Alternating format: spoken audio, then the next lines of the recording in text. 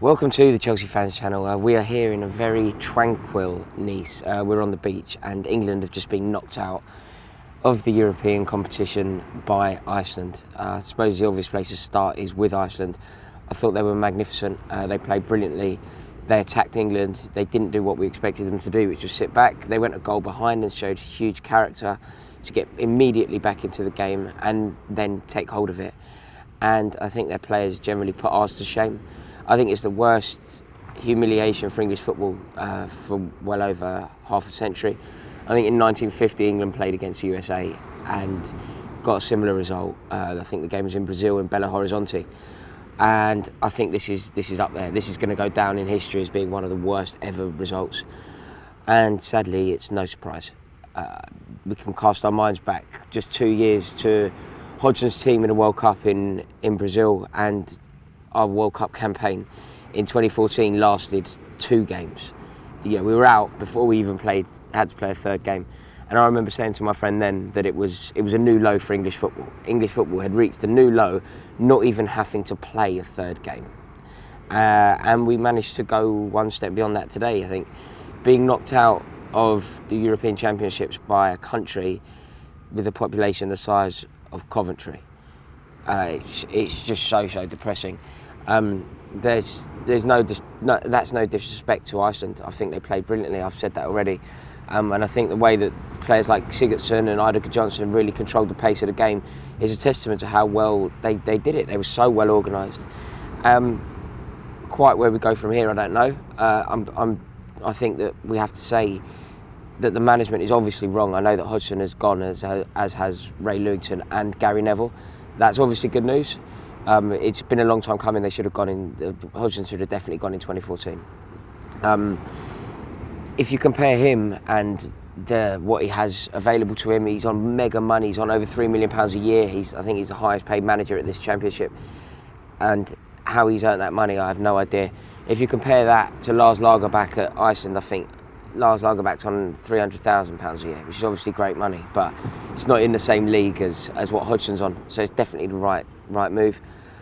It's so bad. If you think as well, the Iceland assistant manager is a part-time dentist. It's not his full-time job being a manager, and they've just completely wiped the floor with us, both tactically and the boys on the pitch have shown enough application to kill us.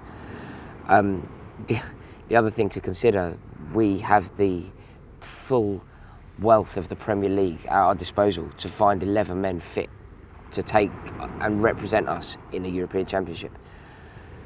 I think they're choosing from 300,000 people. I think it's less than 90 professional football players that Iceland could choose from. And within that 90, they have managed to have more tenacity, more spirit, more flair, more heart, more drive, more guts than we have. And it really, really is a shocker. I don't quite know what the answer is. There's no standout candidate for England.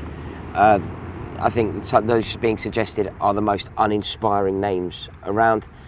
Some people are putting forward Sam Allardyce, other people are putting forward Gareth Southgate.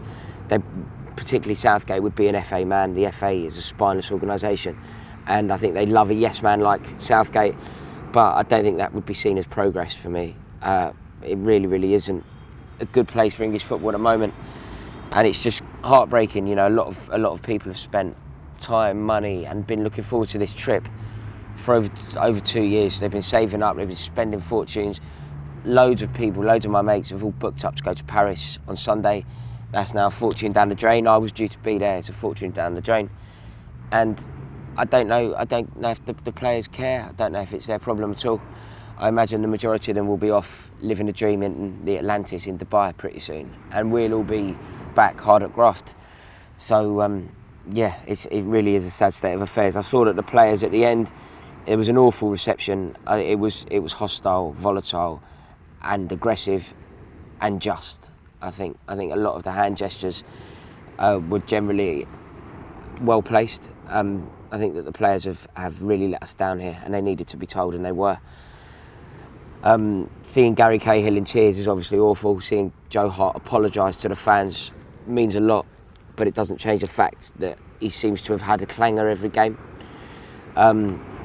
And this tournament has been a disgrace really from start to finish. We got a draw against probably the worst team in the tournament, Russia, to start with.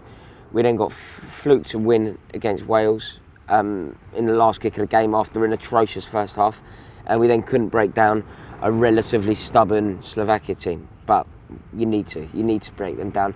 You need to finish top of the group, and yeah, it really hasn't been good enough. I suppose the only thing now to say is fair play to Iceland. I hope they go on and win it. But yeah, it's a bleak time. Let's just hope that the Premier League can start as soon as possible, and we can turn our attention to the wonders that is Antonio Conte. He's looked fantastic, what he's been up to. I thought the way that Italy dealt with Belgium was a testament to his brilliance, and the fact that they've gone and beaten Spain pretty comprehensively today is superb. Quite what he'll make of some of the Chelsea players, I don't know, because he seems to really focus on the drive. So things are looking good for Chelsea, but this England team is looking bleak. A lot of those players today, Wilshere was in there trying hard, getting nowhere. Harry Kane didn't have the service, but equally didn't take the game by the scruff of the neck the way that we know he can. And I think from the back to the front, a lot of those players need to look at themselves in the mirror. I suppose that's it. That's all we've got to say on the matter, really. I suppose the qualifying campaign will start, and in a year's time I'll be telling you that England are going to win the World Cup in Russia. Until then, I'm going to throw myself in the sea. Cheers for watching. Let me know what you think below. Welcome to the Chelsea Fans Channel. I am here in glorious Nice ahead of the England versus Iceland game. It's a fixture I am really looking forward to. Who couldn't? I mean, it's just fantastic, isn't it? And I love tournament football. It's a fixture that has put us back in touch with an old friend of ours, Ida Johnson.